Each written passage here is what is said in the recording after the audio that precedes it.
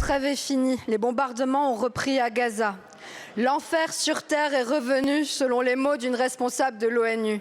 1,9 million de Gazaouis se sont déplacés dans le sud à la demande d'Israël. Et c'est désormais le sud qui est bombardé.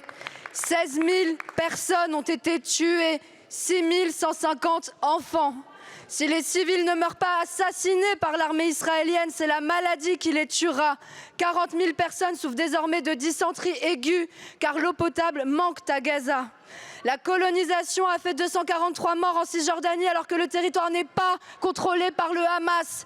Les attaques au Liban se multiplient et des milices pro-iraniennes s'en prennent en retour à des bases américaines en Irak et en Syrie. Combien de temps allez-vous laisser Netanyahou mettre en danger la sécurité de toute la région ?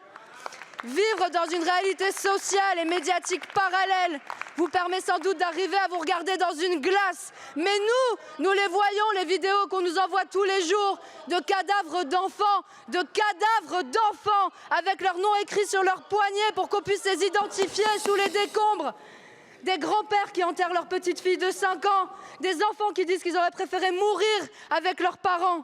Cela fait 50 jours d'horreur que vous arrivez à dormir la nuit, mais les Français n'y arrivent plus.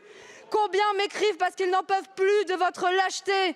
Emmanuel Macron a demandé le cessez-le-feu, oui, mais quelques jours après, Sébastien Lecornu s'est empressé d'aller rassurer Israël du soutien de la France. Vous ne pouvez pas faire Dieu en même temps avec des massacres d'enfants.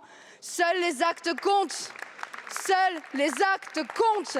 Il faut prendre des sanctions diplomatiques et économiques contre ce gouvernement qui est un gouvernement d'assassins. Ne pas le faire, c'est être complice. Ne pas le faire, c'est tuer ses enfants une seconde fois.